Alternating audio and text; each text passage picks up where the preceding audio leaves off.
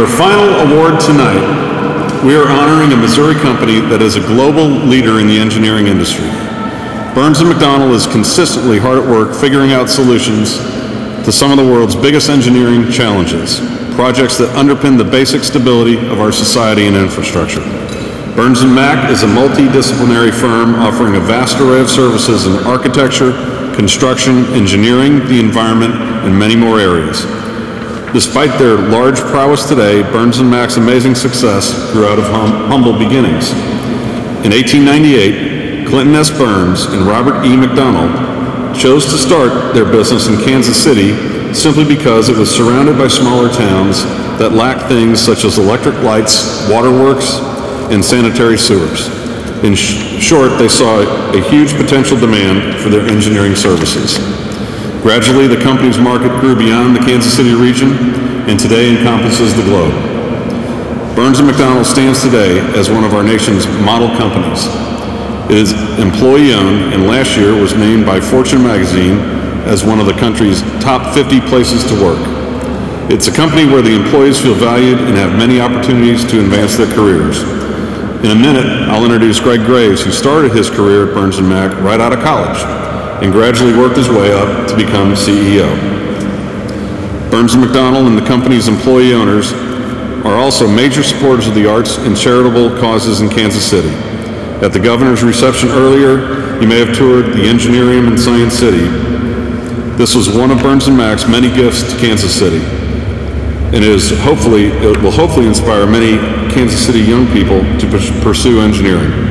I'm very proud to call Burns & McDonnell our 2009 Champion of Enterprise. Please stand and welcome our good friend, Burns & McDonnell CEO, Greg Graves.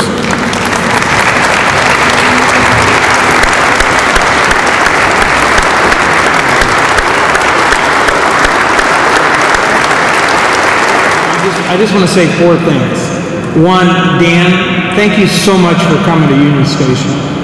This is a critical piece of history for our town. We have a great new leader at Union Station now in George Costello, and a lot of good things can happen here if people will come and bring in a little business. And I appreciate so much that you all brought Union Station a little business this week.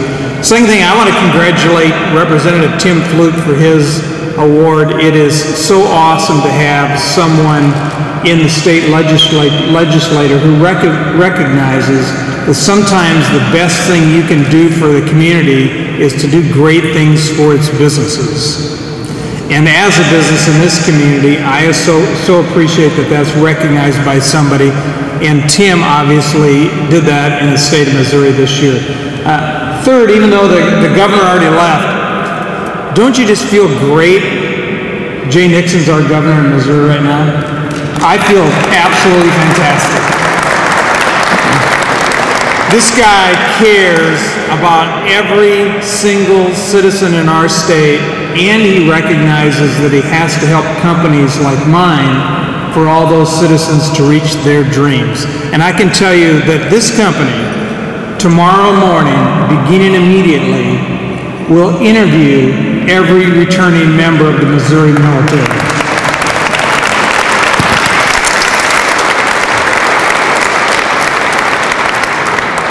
Last, on behalf of the 3,000 plus employee owners of Burns & McDonnell, we couldn't receive a better recognition than one from the businesses and chambers of this state with an award like this.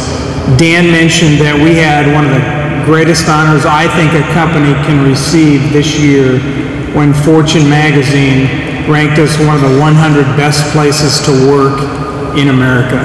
I actually had another CEO in town ask me, so Greg, how do you get on that Fortune magazine thing? And I said, well, first, you have to be a really great place to work.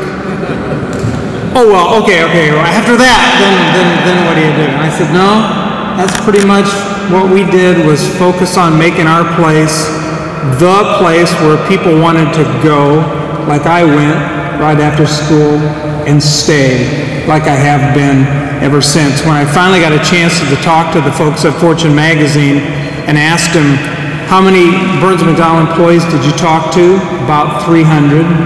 And what did they tell you that made you decide that we would be number 50 on that list? And by the way, within the 3 months after we were in that magazine, we received 35,000 resumes. So there's a good down and then there's a downside to being on there. But what Fortune magazine said was, your people believe they work on important stuff. And they believe you appreciate how hard you ask them to work. And they know, because you are 100% employee owned, that they will be rewarded for how hard they work in the long run. Thank you so much, Dan. We are so honored to be here, and thank you all.